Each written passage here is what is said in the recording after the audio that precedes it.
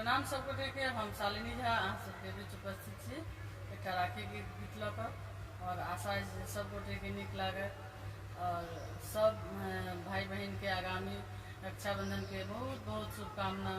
सब गोटे अहिना जे छै से राखी के त्यौहार मनाओ, और आशा है जे हमर गीत जे छै अहाँ सबके बढ़िया लागल। अहाँ सब अपन अपन प्रेम जरूर बरसाओ, आशीर्वाद प्रदान करूँ और सुनो ई गीत। धन्यवाद। राखी के दिन, राखी के दिन सुदिन यो भैया मन राख। राखी के दिन सुदिन यो भैया मन राख। बाट ताकई छोटकी बहिन यो भैया मन राख। बाट ताकई छोटकी बहिन यो भैया मन राख। राखी के दिन, राखी के दिन सुदिन यो भैया मन राख।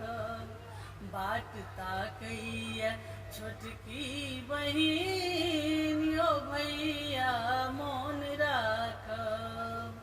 बाट ताकई छोटकी बहिन यो भैया मन राख।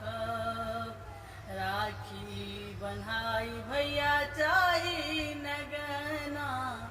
राखी बन्हाई भैया चाही नगना। आही सब हुसैया नैहर के अंगना। नैहर के अंगना हे नैहर के अंगना। स्नेह आहा के, स्नेह आहा के हमरा पसीन यो भैया मन राख। स्नेह आहा के हमरा पसीन यो भैया मन राख। यो भैया मन राख। बाट ताकई छोटकी बहिन यो भैया मन राख। बाट ताकई छोटकी बहिन यो भैया मन राख। बहिनक हृदय में बसै छथि भैया। बहिनक हृदय में बसै छथि भैया। बहिनक हृदय में बसै छथि भैया। जहिना सुभद्राल कृष्ण कन्हैया। कृष्ण कन्हैया कृष्ण कन्हैया। बहिनक हृदय में बसै छथि भैया।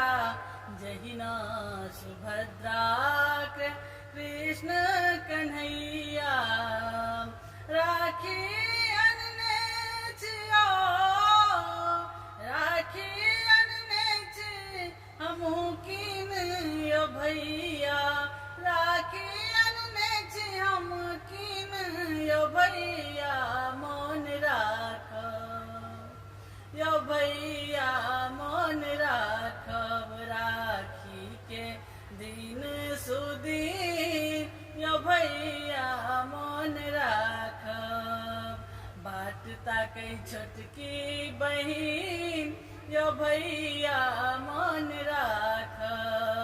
आही सपसरल छै चान जरिया। आही सपसरल छै चान जरिया।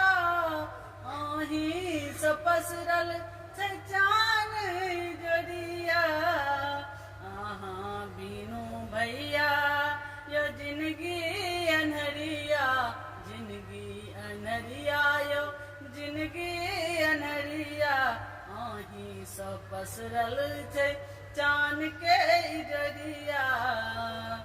आहाँ बिन भैया यो जिंदगी अनहरिया। भाई बहिनी, भाई बहिनी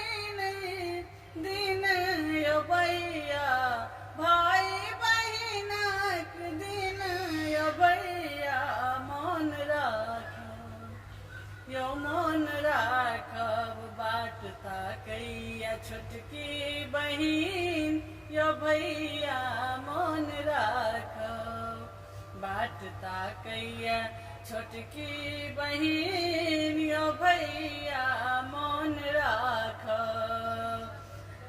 बाट ताकैया छोटकी बहिन यो भैया मन राखो। धन्यवाद। जय मिथिला, जय मैथिली।